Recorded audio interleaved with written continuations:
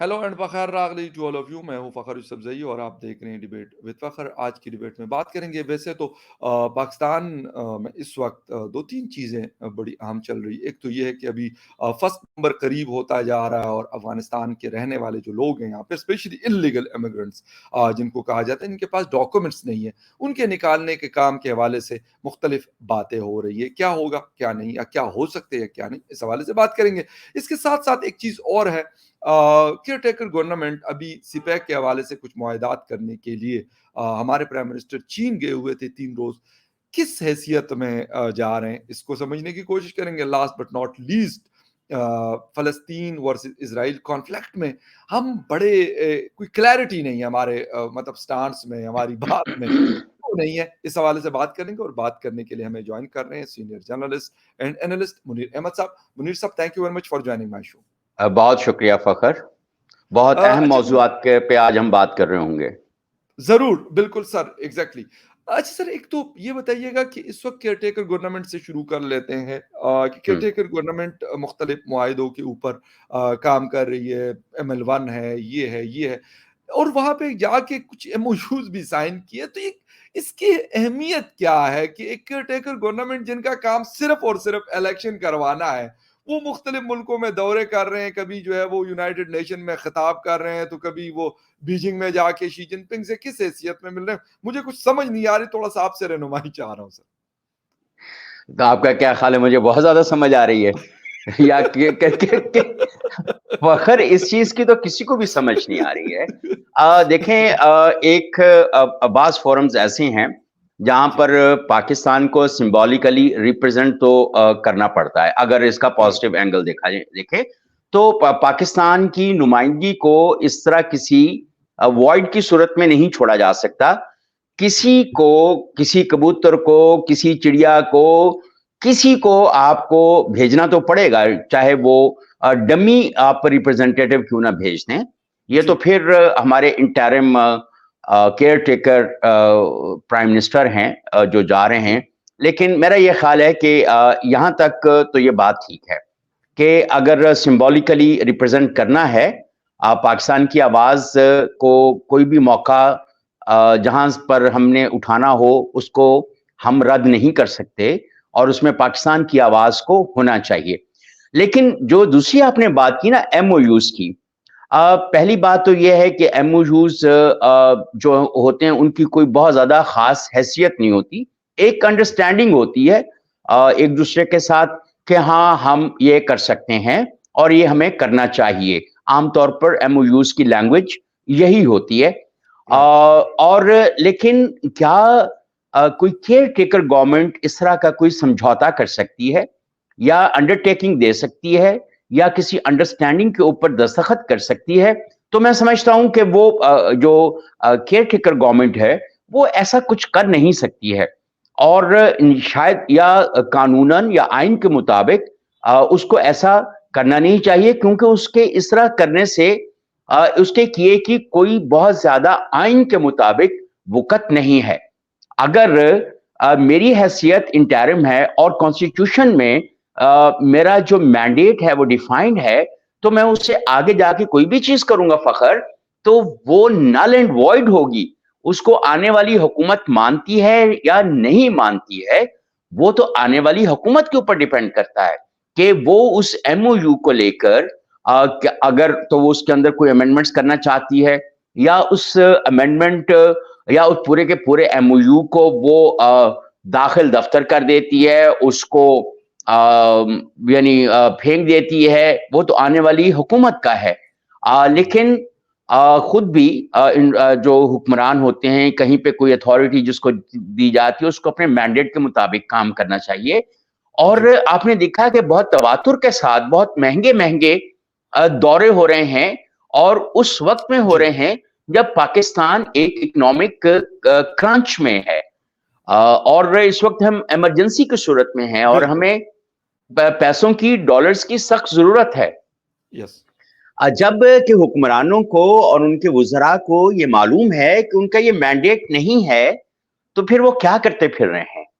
तो ये एक उनको भी समझना चाहिए और जो मुतल्लिका अथॉरिटीज हैं या इस वक्त जैसे सेनेट इंटैक्ट है, सेनेट की स्टैंडिंग कमेटीज को इसके ऊपर अपनी कोई आवाज उठानी चाहिए या उसके ऊपर चलें। जैसे भी अब तो खैर हमारी सुप्रीम कोर्ट जो है वो काफी ओपन भी है, उसकी प्रोसीडिंग्स भी ओपन है और वो काफी समझदारी का फैसले भी कर रही है। तो किसी को चाहिए कि कम से कम सुप्रीम कोर्ट के अंदर ही इस तरह की बात को उठा ले और उनको कहे कि इनका जरा नोटिस लें कि जो इस वक्त लाखों डॉलर्स जो हैं वो मुल्क के खजाने में से निकल रहे हैं एक के बाद एक करके। एक वजीर साहब इस तरफ से डूबते हैं तो वो कभी वो चीन में निकलते हैं, तो कभी कोरिया में निकलते हैं, तो कभी अमेरिका में निकलते हैं। बिल्कुल। तो मतलब मोमेंट का काम है डूबकर इधर से उधर निकलना। लेकिन ये जो केयर टेकर मिनिस्टर्स हैं या प्राइम मिनिस्टर हैं, वो इतनी इनको क्या जल्दी है और वो क्या करते फिर रहे हैं? अब बहरहाल इसके ऊपर सवाल उठना चाहिए। जैसे मैंने कहा, स्टैंडिंग कमेटी को इसके ऊपर बात करनी चाहिए और पूछना चाहिए कि गवर्नमेंट कानून के किस आइन की किस शिक के तहत ये करती जा रही है और जो पैसा है उसका कौन हिसाब देगा? क्या आने वाली हुकूमत जो है वो एंडोर्स करेगी इन सारे एक्सपेंसेस को? क्योंकि आपको कोई भी खर्च करने से पहले आपको नेशनल असेंबली से आपको एंडोर्समेंट लेनी होती है, आपको अपने बजट का बिल पास करवाना होता है, या अगर आप कोई फालतू खर्च कर देते हैं तो आइन के मुताबिक आपको नेशनल असेंबली के अंदर वो पेश करके आपको उसकी अप्रूवल लेनी होती है।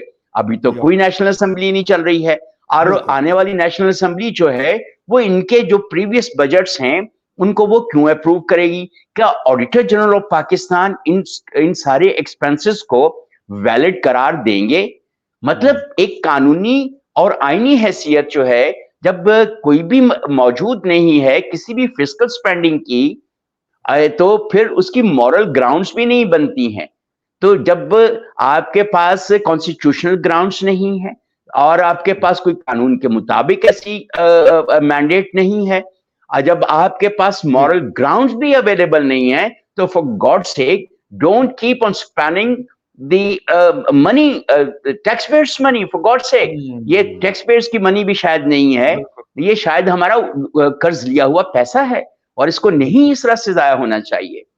तो मेरे तो ये है, मेरा तो ख्याल है मेरा तो ये ख्याल है कि आपको ना सुप्रीम कोर्ट के एक पिटीशन दायर कर देनी चाहिए कि जनाबे वाला, एक शहरी की हैसियत से मेरी ये राय है, आप इसके ऊपर सो मोटो लेके जरा बताएं कि क्या हो सकता है। असल में जस्टिस फाइज ईसा साहब तो है बड़े जबरदस्त आदमी और मुझे बड़ी खुशी है कि इस वक्त वो चीफ जस्टिस ऑफ पाकिस्तान है। बहुत अरसे के बाद हमें लगा कि कुछ ऐसे फैसले, ऐसी चीजें होने लगी हैं। वो मिलिट्री कोर्ट्स के हवाले से भी 2 दिन पहले का उनका फैसला हो, बहुत अच्छा। और वही वाली बात है कि अदालतों का जो पता चलता है तो उनके फैसलों से चलता है। नहीं, अब ये देखें ना, अब ये देखें, लोग पिट पिट के मर गए, लोगों ने धरने दे दिए, लोगों ने क्या किया? कुछ नहीं किया, फुल बेंच नहीं बना, आते ही फुल बेंच बन गया। उन्होंने कहा कि यार क्यों, अगर कोई कॉन्स्टिट्यूशनल अफेयर है, कोई ऐसा कॉन्स्टिट्यूशनल मैटर है जिसके ऊपर फुल बेंच बनना चाहिए तो बने। और फिर उन्होंने कहा कि वो एक बेंच में वो बैठे भी नहीं, उनका जी आप बताएं इसके ऊपर क्या होना है।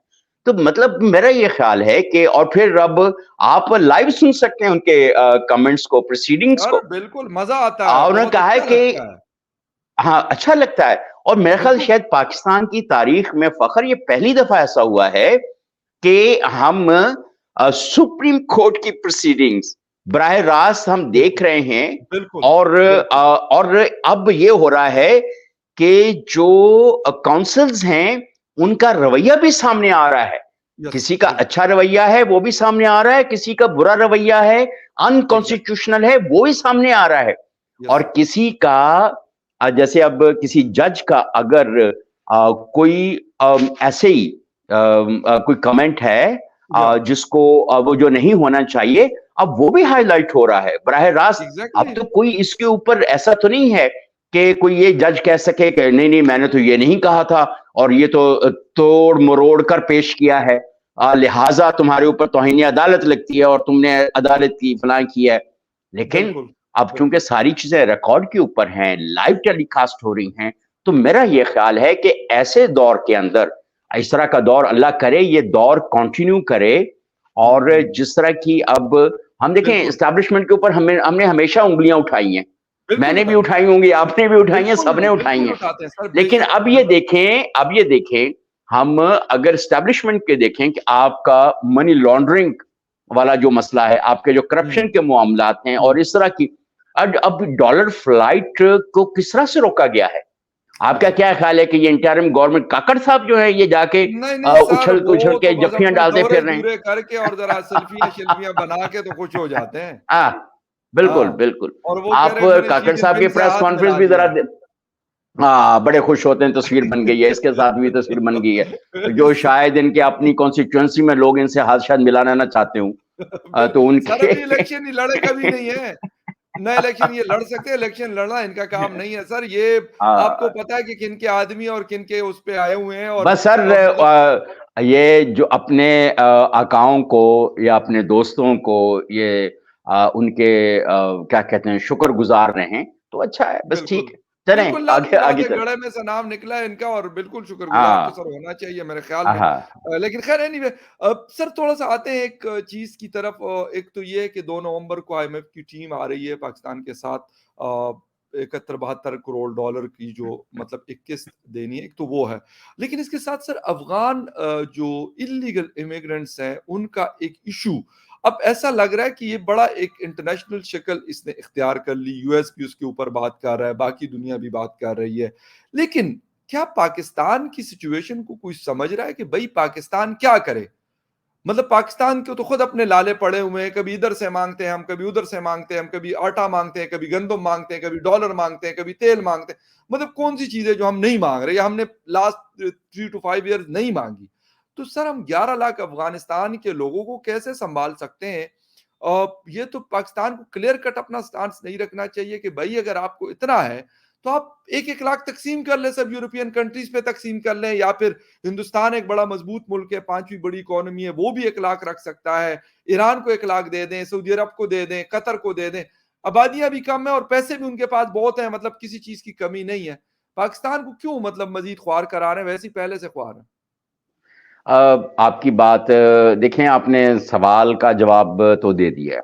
जी, अब मैं सिर्फ इस आपके जवाब के ऊपर कमेंट कर सकता हूँ कि सर। बुनियादी तौर पर ये होता है ना कि गरीब आदमी होता है ना, जी, और वो मकरूज भी दूसरों का, सारी सूरत हाल, तो जो साहूकार होता है ना, जो लैंडलॉर्ड कह लें या कोई जो भी आपका लॉर्ड है, फ्यूडल लॉर्ड है, जी, कोई भी जो आपको कंट्रोल करता है, वो आपको जलील कर करके मारता है।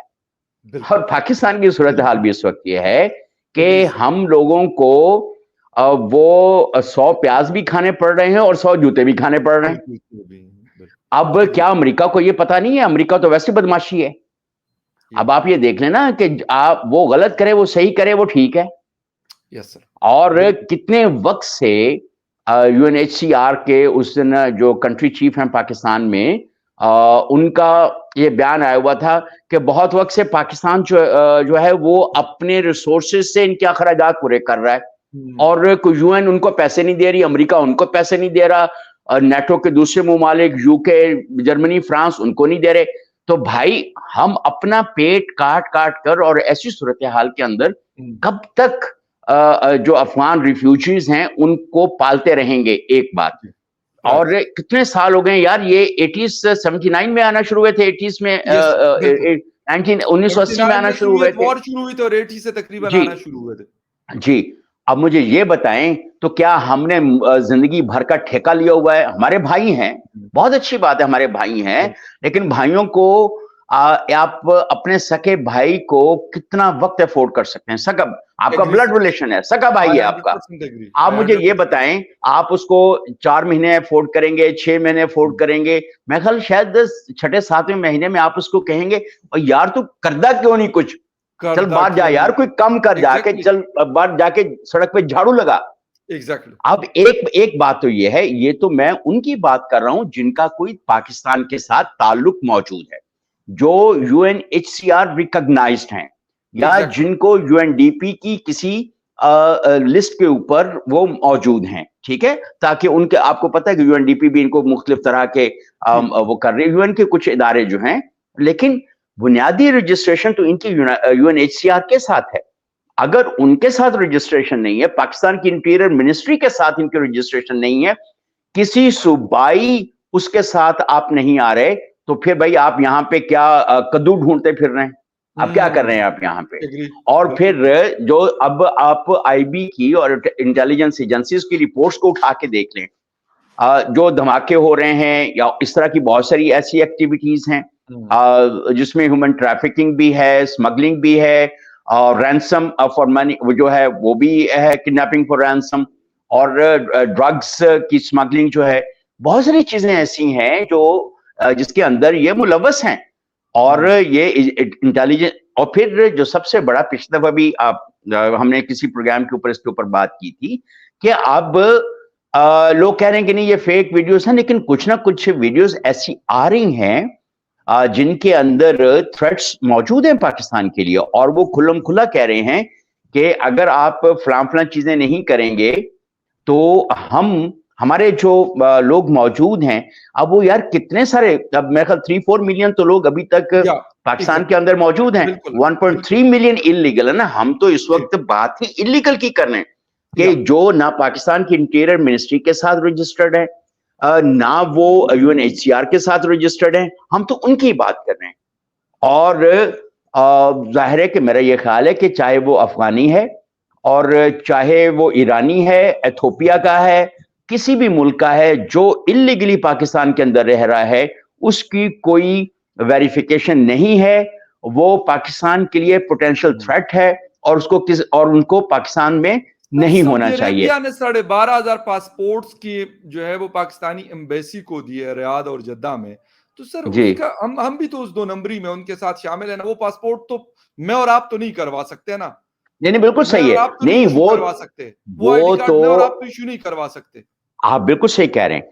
वो आपको मालूम होगा कि एफआईए ने एक रिपोर्ट निकाली थी कुछ वक्त पहले जिसमें बताया गया था कि इतने हजार फलां जगह से और इतने हजार फलां जगह से फलां लोग नादरा के अंदर उनके यानी मुलव्वस हैं, एंड दे फाउंड गिल्टी, और उनको वो अरेस्ट भी किया गया, कुछ को नौकरी से निकाला गया।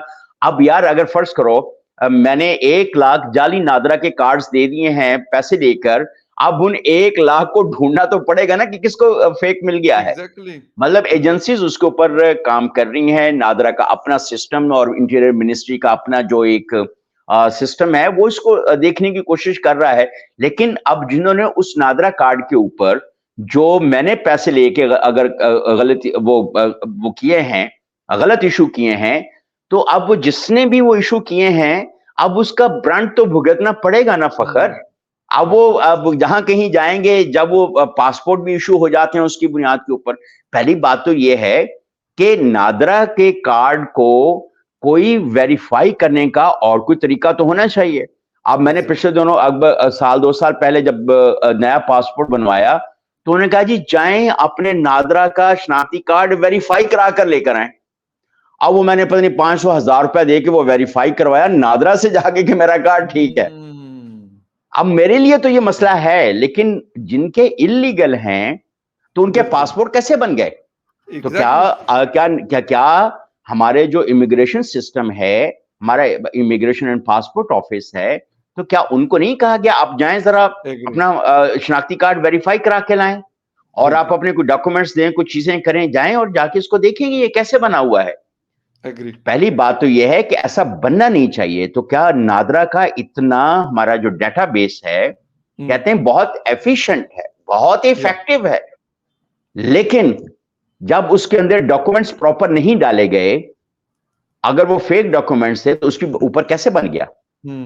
देखें ना, मुझे और आपको तो 4 बंदों से कोई भी डॉक्यूमेंट नादरा को देने के लिए उसको अटेस्ट कराना पड़ता है। जब हम किसी के पास अटेस्ट कराने जाते हैं वो कहते हैं भाई ओरिजिनल दिखाओ, वो ओरिजिनल देखा उसको करता फिर हमारा वो अटेस्ट होता है। तो जब इतना प्रोसेस मौजूद है तो उसको बेवकूफ किसने बनाया उस सिस्टम को? उसको कैसे गलत इस्तेमाल हुआ? जी तो बिल्कुल। आपका क्या ख्याल है कि किसी बंदे को नौकरी से निकाल देना जो अब सफिशिएंट है? नो। नहीं फ़खर, उसको बकायदा उसकी तहकीक होनी चाहिए, उसके ऊपर कोई जुर्माने, ये कैद, सारा कुछ सज़ा। कैसे हुआ? तो ये हाँ, ये हुआ कैसे? और उसपे एब्सोल्युटली अगर राइट। उसने कोई बिल्कुल, प्रॉपर्टी बनाई है, तो उस प्रॉपर्टी को मुंजमद होना चाहिए, बाहक के सरकार ज़ब्त होना चाहिए उसको। एग्ज़ैक्टली। बिल्कुल सही, हुँ, बिल्कुल सही। अच्छा सर एक चीज़ और है और वो ये है कि अफ़गानिस्तान के लोग, हमारे भी यकीनन आपके भी, मेरे बहुत सारे दोस्त हैं। मैं उनसे एक बात करता हूँ, मैं कहता हूँ यार जो जगह आपको नहीं अच्छी लगती, जो मुल्क आपको अच्छा नहीं लगता, जो लोग आपको अच्छे नहीं लगते, आप रहते वहाँ पे क्यों हैं? अगर हुँ, मैं अमेरिका को गाली भी देता हूँ लेकिन उसके लिए मरा भी जा रहा हूँ कि यार मैं किसी तरीके से अमेरिका पहुँच जाऊँ। मैं जी, बिल्कुल सही। यूरोप को, वेस्ट को गालियाँ भी दूँगा लेकिन मेरा दिल भी अंदर से मचल रहा होता है कि यार किसी तरीके से अगर वहाँ का पासपोर्ट मुझे जर्मनी का या किसी और कंट्री का या लंदन का, हाँ, यूके का मुझे मिल जाए तो क्या क्या मज़े हो जाएँ मेरे। सर ये वाली चीज़, इसके लिए हम आज तक कोई सिस्टम नहीं बना सके। बिलीव मी कि कोई सिस्टम हमने बॉर्डर के ऊपर नहीं बनाया। हम खुद भी मज़ाक करते हैं क्योंकि बहुत सारे लोगों की रोटियाँ लगी हुई हैं इसमें। मैं पाकिस्तान के लोगों की बात कर रहा हूँ, मैं अफ़गानिस्तान के लोगों की बात नहीं कर रहा हूँ। वो पैसा देते, वो कहते हैं पैसा देख, पैसा फेंक और तमाशा देख वाली कहानी। बात तो बिल्कुल सही है। अच्छा एक और बात ये है कि एक तो ये भी सूरत-ए-हाल है ना फिर जो पिछली गवर्नमेंट के हामी थे, जो उन्होंने बहुत ज़्यादा आउट ऑफ द वे जाके तालिबान के साथ तालिबान के खिलाफ काम किया, पिछली हुकूमत के साथ मिलके, तो जी, वो भी अब बेतहाशा पाकिस्तान के अंदर मौजूद हैं। एग्री। और अभी आज या कल एक फ्लाइट जो है वो 200 इसी तरह के लोगों को लेके बरतानिया गई है, लेकिन यूरोप के कई मुल्कों ने इनको लेने से हाथ उठा दिए हैं। हुँ, यूरोपियन यूनियन के कई मुल्क जो है, अमेरिका जी, खुद इनसे तंग है। बिल्कुल, यार बिल्कुल। आप ये बताएं, अमेरिका अगर कोई इतना ही मसला नहीं है, अब हमारे जैसे मुल्क के ऊपर तो इतना बोझ डाला हुआ है। अमेरिका क्यों, अमेरिका बहादुर जो है वो कहता है चलो जी ये 1.3 मिलियन जो हैं ये सारे भेज दो मेरे पास, इतनी रियासतें मैं खपा दूंगा। कितनी रियासतें हैं अमेरिका की जो इन अफगानियों को एक्सेप्ट करने के लिए तैयार हैं? जी, यार कोई एक्सेप्ट करने को तैयार नहीं है। अभी आप अमेरिकन जर्नलिस्ट से बात करें और उनके कोई उनके जो एहलकार हैं यानी ऑफिशियल्स हैं मुख्तलिफ स्टेट्स के, उनसे पूछें, 90% लोग कहते हैं ये हमें नहीं चाहिए भाई। ये हमारी स्टेट्स के लिए खतरा बन सकते हैं कल को। और हुँ, 9/11 वो भुगत चुके हुए हैं, वो इसी तरह जी, की कोई ना कोई कार्रवाइयां। और अभी भी जी। आप ये देखेंगे वहां पे क्या सूरत हाल है, तो फिर पाकिस्तान क्यों उठाता रहे इनका बोझ?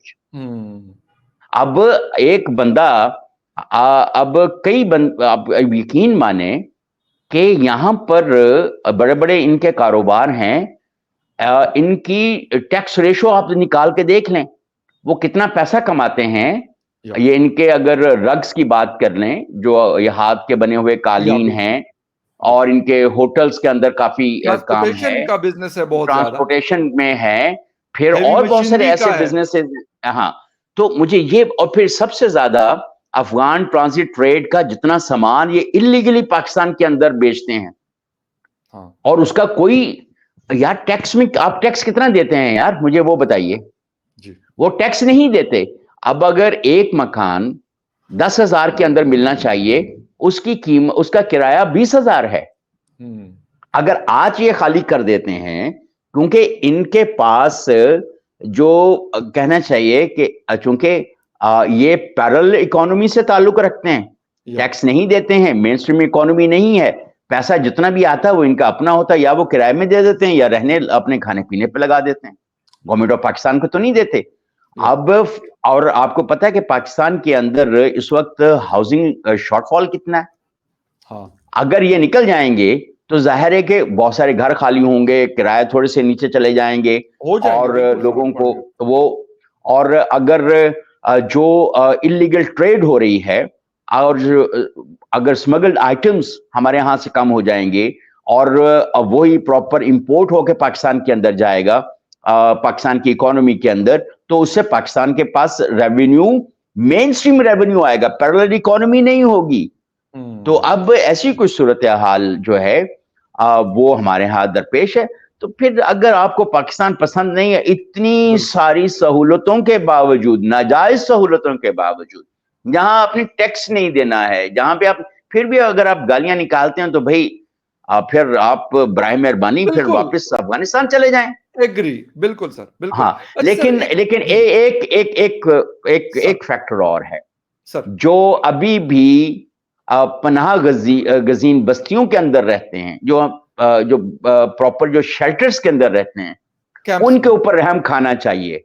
उनके ऊपर यूएनएचसीआर को भी पैसा लगाना चाहिए, गवर्नमेंट एग्जैक्टली, ऑफ पाकिस्तान को भी लगाना चाहिए, और अमेरिका बहादुर को तो बहुत ज्यादा पैसा लगाना चाहिए, और नाटो के वो मुल्क जिन्होंने छलांगे मार मार कर अफगान क्राइसिस क्रिएट किया था, या उनको ज्यादा पैसा उसके अंदर लगाना चाहिए। वो एग्री, बेचारे बिल्कुल यार सर, कैंपों के अंदर अभी भी कितनी कसमपुर्सी की जिंदगी गुजार रहे हैं। फखर बेशक, जाके इसमें जरा कोई डाउट देखें तो नहीं है सर, सही, बिल्कुल उनके सही लिए कह रहे हैं, जिंदगी तो -100 से शुरू होती है, -100 या से शुरू होती है। एग्री, बिल्कुल ठीक और है, ना बिल्कुल सही बेचारों कह के रहे पास रहने को है, ना तालीम को है, ना सेहत को है, ना कुछ है। ऊपर से यूएनएचसीआर जो है वो हाथ बांध के बैठा हुआ है, पाकिस्तान करे। यार फॉर गॉड सेक, ये तो उनका ह्यूमैनिटेरियन लेवल के ऊपर जो है इसका ख्याल रखा जाना बहुत ज्यादा जरूरी है। ये बाकी जो शहरों के अंदर दंदनाते फिर रहे हैं, इनका बंदोबस्त करना बहुत ज्यादा जरूरी है। बेशक, बिल्कुल सही है, इल्लीगल कोई भी रहता है तो मेरे ख्याल के हवाले से जी। क्लियर पॉलिसी होनी चाहिए, अगर वो बनाता है पाकिस्तान तो पाकिस्तान के लिए और पाकिस्तानी अवाम के लिए बहुत अच्छा। सर लास्ट में सिर्फ ये जानना चाहूँगा कि इज़राइल वर्सेस फ़लस्तीन कॉन्फ्लिक्ट चल रहा है। एक क्लियर पॉलिसी हमने देखी यूएस की भी, यूके की भी, कनाडा की भी, वेस्टर्न वर्ल्ड की। लेकिन अगर क्लैरिटी नहीं है तो मतलब स्पेशली मुस्लिम वर्ल्ड और ख़ास तौर पे फिर पाकिस्तान शप कर रहे हैं, कोई क्लियर बात नहीं कर रहे कि भाई क्या करना है या क्या पॉलिसी होनी चाहिए या जो भी है।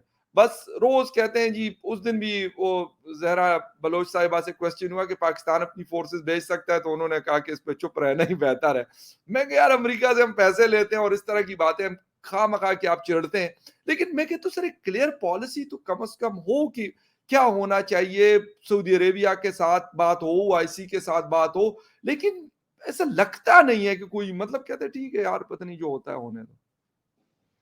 अच्छा फखर, इसमें मैं आपको अर्ज करूं, अगर ओआईसी सारे इकट्ठे भी हो जाएं, जी, सऊदिया, कतर, इजिप्ट, ये जो भी इस वक्त मीडिएटर्स के तौर पे काम कर रहे हैं, अगर ये सारे इकट्ठे भी हो जाएं, तो फिर भी ये कख नहीं कर सकते।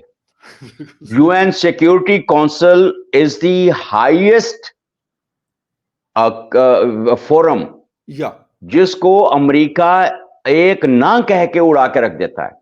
12 बंदे एक तरफ हैं, 15 मेंबर यूएन सिक्योरिटी बिल्कुल, काउंसिल के 15 लोग बिल्कुल, होते हैं ना, 15 में यस, से 12 एक तरफ हैं। ठीक है, 2 एब्सटेन करते हैं, एक कहता है या नहीं हो सकता, नहीं होता। कहता है ह्यूमैनिटेरियन पॉज पे चले जाएं। ह्यूमैनिटेरियन पॉज, यार ह्यूमैनिटेरियन पॉज ये है फॉर टू फैसिलिटेट एड, कि अगर आप मेरे ऊपर हमला कर रहे हो या मैं तो आपके ऊपर हमला कर रहा हूं हुँ, फखर, हुँ, तो ह्यूमैनिटेरियन पॉज का मतलब ये है कि जरा इसके आगे पीछे जिन लोगों को बायलैटरल डैमेज में जो लोग आगे हैं ना, तो उनको जरा मरहम पट्टी कर लेने दे, फखर को तो बाद में देख लेते हैं। वो मरहम पट्टी 2 घंटों में मुकम्मल हो जाए, 4 घंटों में मुकम्मल हो जाए, तो बस ठीक है, उसके बाद फिर आप बमबारी शुरू कर दें।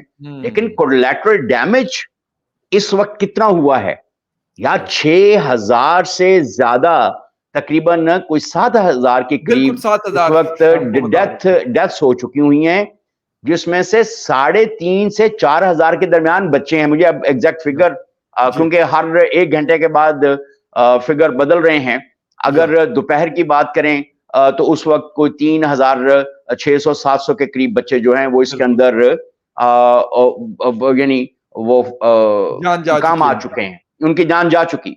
अब औरतें कितनी होंगी इसके अंदर? और एग्ज़ैक्टली, आप एक हमास के खिलाफ कार्रवाई करना चाहते हैं या आप पूरे फलस्तीन को इरेज करना चाहते हुँ, हैं? यार दिस इज जेनोसाइड। और अमेरिका इसके ऊपर देखें, अमेरिकन स्टांस क्या है कि Israel has the right to defend itself. या आप वो डिफेंड नहीं कर रहा है भाई, वो दूसरे को मार रहा है। हुँ। तो यार ये लेकिन सर, सूरत मैं हाल है। एक चीज़ मैं और कह अब रहा हूँ कि हम ठीक है, और अमेरिका हम का तो एक क्लियर पॉलिसी है, लेकिन हमारी कहाँ पॉलिसी है? मतलब देखें, बाकी हमारी दुनिया के हमारी देखें गुलाम लोगों की या दूसरों के यस, ऊपर डिपेंडेंट लोगों एग्री, की कोई एग्री, पॉलिसी नहीं हो सकती। हमारी एग्री, इकोनॉमिक पॉलिसीज जो हैं, आईएमएफ आ रहा है, आपने कहा 2 तारीख को, बिल्कुल, हमने जी हजूरी करनी है, जूते यस, पॉलिश करने हैं और उनको सारा मतलब उनके लिए फैसिलिटेट करना है, सिर्फ एग्ज़ैक्टली, कितने 1 बिलियन से भी कम डॉलर्स के लिए। हाँ, तो 70 हम करोड़ हम जहाँ पे खड़े हैं वहां पे हमारी क्या औकात है। और हुँ, ये अगर इस तरह का कोई सवाल पूछता है तो वो भी शायद फॉरेन ऑफिस को चिढ़ाने के लिए पूछता हो कि आप और यार देखें, हमारी फौज अपनी जगह पर है। अब हमारी फौज के बड़े कारनामे हैं, जहां पर अमन मिशन, जो भी पीस हुँ, मिशन जो यूएन के हैं उसमें पाकिस्तान का बड़ा रोल रहा है। और लेकिन इसके अंदर भी पाकिस्तान बड़ा अहम रोल अदा कर सकता है। लेकिन क्या सिर्फ पाकिस्तान अपनी फौज भेज के ये काम कर सकता है? नहीं सवाल ही नहीं पैदा जब होता। जब सऊदिया नहीं भेजेगा, कतर नहीं भेजेगा, इजिप्ट नहीं भेजेगा, फलां नहीं भेजेगा, अरे वो बाकी जो 34 50 कंट्रीज़ की मुल्क हैं। फ़ौज भी तो बनाई गई थी ना, वो जो राहील शरीफ साहब उनको लीड अरे करते थे। राहिल अब शरीफ भूल साहब गए। जिंदाबाद, राहिल शरीफ साहब जिंदाबाद। वो बेचारे सिक्योरिटी मैनेजर लग गए थे, पाकिस्तान में आर्मी चीफ थे, वहां पे जाके सिक्योरिटी मैनेजर लग गए थे। तो बस उन्होंने अपने डॉलर्स बनाने थे और कमाने थे, किसी कॉन्सेप्ट की बुनियाद के ऊपर वो उन्होंने कमा लिए हैं। और जी। मेरा ख्याल शायद अभी कमाते ही जा रहे होंगे। हाँ, पैसे आ, मिल रहे हैं। हाँ, वो तो लेकिन पता सर, नहीं फ़ौज उनकी कोई जब तक आप परेड-शरेड भी करती है कि नहीं कोई नहीं बस वैसे ही मतलब लेटी रहती है, रोटियाँ तोड़ रही होती है। 34 कंट्रीज़ बड़ी फ़ौज होती है मतलब देखा जाए तो। सर, पता नहीं वो फौज, मेरा नहीं ख्याल, अगर देखें, अगर 34 मुल्कों की कोई फौज बनी होती ना, फखर, तो उसका कोई इम्पैक्ट नजर आता। आप अपने मोहल्ले में 4 बंदों का गैंग बना लो ना, तो चौथे मोहल्ले के लोग भी कहेंगे यहाँ पे एक फखर गैंग है गली नंबर 34 के अंदर। तो गली नंबर 40 वाला जो है ना, वो अपने 41 नंबर की तरफ को निकल जाएगा। वो कहेगा इस तरफ को नहीं जाना है। तो बिल्कुल अगर सही। 34 मुल्कों की फौज बनी होती और उसका कोई वाकई कोई उसकी कोई हुँ। वैल्यूएबल कोई स्ट्रक्चर होता, कोई चीज होती, तो लोग कोई उसके ऊपर, अब पूछ कौन रहा है? आपको तो कोई, आप ना 34 मुल्कों को पूछ रहा है, ना 54 मुल्कों को कोई पूछ रहा है, ना ना 58 वो को जो कोई पूछ सिक्योरिटी रहा है। काउंसिल के 12-14 लोग हैं, कोई ना कोई उनको कोई पूछ रहा है। सिर्फ एक एग्ज़ैक्टली। बंदे की हुकूमत है। और वो बाइडेन साहब है, बाइडेन साहब कह दें रात है तो रात है, वो कहें दिन है तो दिन है, बस। वो ज़बरदस्त, कहें कि बिल्कुल। सिक्योर इसराइल को खतरा है, वो अपने डिफेंस के लिए कर रहा है, तो भाई वो फिर इसराइल अपने डिफेंस के लिए कर रहा होगा। लेकिन जो लोग मारे जा रहे हैं, जब 1947 में हिटलर ने जब इनको मार हुँ। मार के इनको क्या बना दिया था, थोड़े से बचे थे, ये कहते होलोकास्ट। और भाई अब क्या हो रहा है, अब तो जेनोसाइड पूरे का पूरा हो रहा है। और वो हुँ। हिटलर ने कहा था मैंने चंद लोग इसलिए छोड़ दिए हैं ताकि तुम लोगों को पता चले मैंने इनको क्यों मारा है। जब हम ये हुँ। बात करते हैं तो लोग हमें बहुत बुरा भला कहते हैं, लेकिन जब आपको पनाह दी गई, दुनिया में कोई इनको पनाह नहीं दे रहा था। हुँ। आज फलस्तीन को या मिडिल ईस्ट के इस इलाके के अंदर जो अफरा तफरी, जो खून खराबा हो रहा है, वो लोग इनको इंसानी हमदर्दी जिताने का फल मिल रहा है। अब इनको बस सोचना सर चाहिए कि आपने गलत मैं यही किसके कहूँगा साथ इंसानी हमदर्दी करनी थी और किसके साथ इंसानी हमदर्दी नहीं करनी थी। Sir what's the thing Israel is जैसे के लोग, इसराइलियों के साथ हमदर्दी करने का मतलब अपना घर उजाड़ना था और वो उजाड़ दिया। अब वो सर देखो बात सारी कितने। ये है कि अफ़सोस इस चीज़ के ऊपर होता है कि गलत पॉलिसीज़ का सर गलत नतीजा निकलता है। वो हिटलर की हों या फिर सर हमारी अरब कंट्रीज़ की हों गलत पॉलिसीज़ एक तरीका अगर उस वक़्त बना दिया जाता तो शायद ये आज ये दिन ना देखना पड़ता, ना फ़लस्तीन को बेशक छोटा फ़लस्तीन होता या बड़ा फ़लस्तीन होता। और दूसरी बात सर हमने ना कभी टेक्नोलॉजीज़ पे काम किया, ना किसी और चीज़ पे। इसीलिए अमेरिका सुपर पावर है, इज़राइल के पास भी हर किस्म की पावर और ताकत मौजूद है, सब कुछ है उनके पास। पूरी अरब दुनिया एक तरफ और एक इज़राइल अकेला एक तरफ। पूरा 21-22 अरब कंट्रीज़ है। मेरा नहीं ख़्याल कि उनमें से कोई एक भी इस जोगा हो कि वो इज़राइल को जिसे कहते हैं कि वो सिर्फ़ आँखें दिखा सके, सवाल ही नहीं पैदा होता। तो ये सर अब गलत चीज़ है क्योंकि हमने कभी सोचा नहीं, हम कभी जिसे कहते हैं कि कुछ बनने के काबिल ही नहीं किया अपने आप को, तो इसलिए फिर तप्पड़ इधर से भी पड़ रहा है, तप्पड़ उधर से भी पड़ रहा है, और यही हो रहा है बिल्कुल मेरे सही कह ख्याल रहे से। हैं। एक छोटी सी बात मैं और करना चाहता हूं कि अभी आप अगर CNN और आप BBC या अल जजीरा वगैरह देखें, तो उसके ऊपर जो डिफेंस एनालिस्ट इसराइल के आ रहे हैं, वो ये कह रहे हैं कि या इसराइल रहेगा या फलस्तीन रहेगा। और हालांकि दुनिया ये कह रही है कि दो इंडिपेंडेंट स्टेट्स की टू बात कर रहे हैं, state two two state two theory पे स्टेट जा रहे हैं ना, सोल्यूशन, कि फलस्तीन स्टेट का अपनी सोल्यूशन। जगह पे होगी, उनकी अपनी जगह पे होगी। फलस्तीन कहता है कि अच्छा, तो जब UN रेजोल्यूशंस वगैरह पे UN में ये मसला गया था, तो उस वक्त इसराइल जहां था वो वहां पर वापस चला जाए। तो अमेरिका कहता है वो क्यों वापस चला जाए? अमेरिका उसको वो उसको डिफेंड करता है कि बिल्कुल अमेरिका बिल्कुल। इसराइल उस जगह पे वापस नहीं जा सकता। बहरहाल ये अमेरिका को सोचना पड़ेगा कि एंड ऑफ द डे वो अमेरिकियों के लिए नफरत में इजाफा करता जा रहा है। बाइडेन आएगा, चला जाएगा, कोई दूसरा आएगा, ट्रंप आएगा या कोई गैर ट्रंप आएगा, वो आएगा और वो चला जाएगा। लेकिन अभी मजमूई बिल्कुल तौर सही। पर देखें, अगर अमेरिका की आबादी का आप जो भी तनासुब रखें, तो उसके मुकाबले में पूरी दुनिया की आबादी बहुत ज्यादा है। रूस के अंदर देख लें, आप पूरी सेंट्रल एशियन स्टेट्स के अंदर देख लें, फ्रांस के अंदर देख लें, इवन अमेरिका के अपने अंदर इतने सख्त मुजाहरे हो रहे हैं जो बिल्कुल बाइडेन के खिलाफ, बाइडेन गवर्नमेंट के खिलाफ, कि आप देखें वो स्लोगन्स बिल्कुल। वो अपने वो लेकर आ रहे हैं, वो आवाजें उठा रहे हैं, चीजें।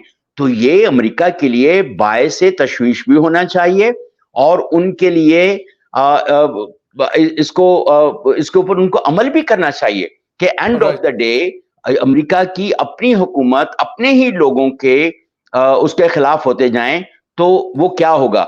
शायद ये भी हो सकता है कि जो बाहर से अमेरिका के खिलाफ आवाजें उठ रही हैं, वो उसको रोकने के लिए वो शायद इस मुजाहरों की इजाजत दे रहे हूं।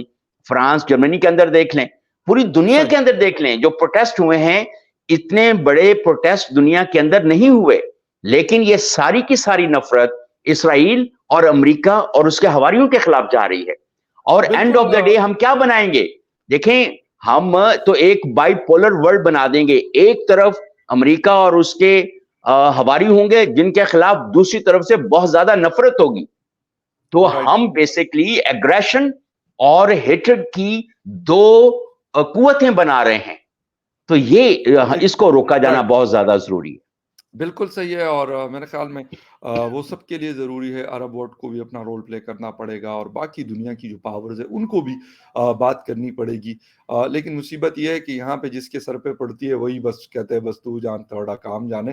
तो खैर एनीवे, मेरे ख्याल में कोई ना कोई चीज़, अगर कोई ये कहता है कि जी इज़राइल को ख़त्म किया जाए, तो ये भी मुमकिन नहीं है। हिस्टोरिकली वो भी नहीं ख़त्म हो सकते, और अगर कोई कहता है कि फ़लस्तीन को ख़त्म किया जाए, तो हिस्टोरिकली वो भी नहीं हो सकते। लेकिन दोनों को सेटलमेंट करने की बड़ी सख्त ज़रूरत है। खैर मुनीर साहब, थैंक यू वेरी मच आपके टाइम का कि आपने शो जॉइन किया। And viewers, thank you very much for watching debate with Fakhar Yousafzai. किसी और डिबेट में आपसे फिर मुलाकात होगी, तब तक के लिए टेक केयर, बाय।